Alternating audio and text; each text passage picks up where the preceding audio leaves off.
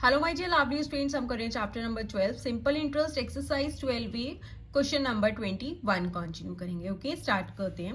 A sum of money becomes 8/5 of itself. क्या कह रहा है? एक sum of money that is principal, हमें नहीं पता कितना है, वो कितना हो जाता है? 8/5 हो जाता है. किसका? अपने आप का. दैट इज प्रिंसिपल का. वो क्या हो गया? 8/5 हो गया. तो ये क्या हो गया? हमारा अमाउंट हो गया.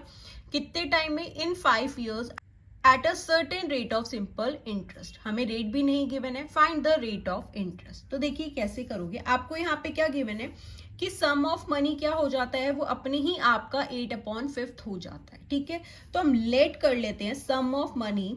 लेट सम ऑफ मनी या प्रिंसिपल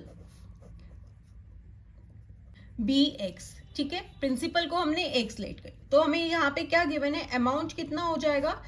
8/5 हो जाएगा. किसका? अपने आप का. Of itself. That is principal का 8/5 हो जाएगा. तो यहाँ पे क्या हो गया? 8/5 of mean into itself. Principal का x हो गया, तो अमाउंट हो गया 8/5x. ओके, अब हमें क्या गिवन है? यहाँ पे टाइम गिवन है. कितने टाइम में हुआ ये? 5 years में.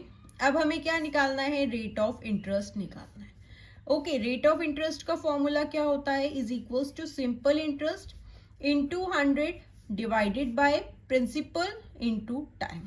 ओके, अब हमारे पास प्रिंसिपल भी है, एक्स है, टाइम भी है, 5 years है, एंड हमें सिंपल इंटरेस्ट फाइंड करना है. ठीक है, अब सिंपल इंटरेस्ट फाइंड कर लेते हैं. कैसे फाइंड करेंगे? अमाउंट में से अगर हम प्रिंसिपल माइनस कर देंगे तो हमारे पास सिंपल इंटरेस्ट आ जाएगा.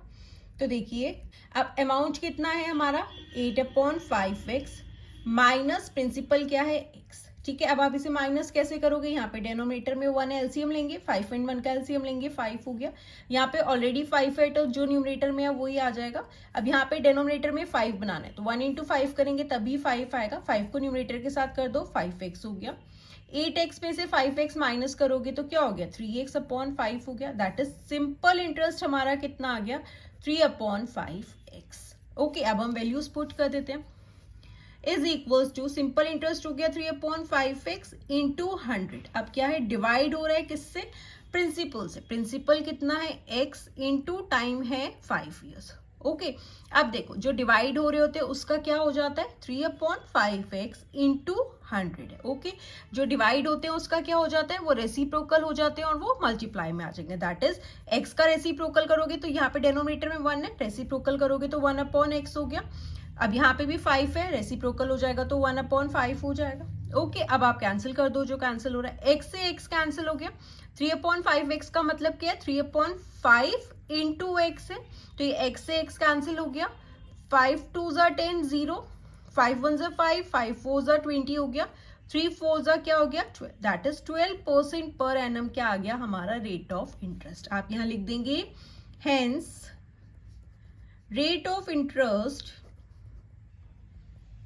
is equals to 12% पर annum. ओके स्टूडेंट्स, ये कॉन्सेप्ट सबको क्लियर है आई होप. जो डिवाइड हो रहा होता है तो क्या करते हैं? मल्टीप्लाई हो जाता है और उसका रेसिप्रोकल हो जाएगा. अब यहाँ पे x है, इसके डेनोमीटर में कुछ नहीं है, दैट इज 1 हो जाएगा. अब इसका रेसिप्रोकल करोगे तो 1/x हो जाएगा. यहाँ पे भी 5 है, डेनोमीटर में कुछ नहीं है, दैट इज 1 है, रेसिप्रोकल किया तो 1/5 हो जाएगा. Okay students, so this was question number 21. Now let's move to question number 22.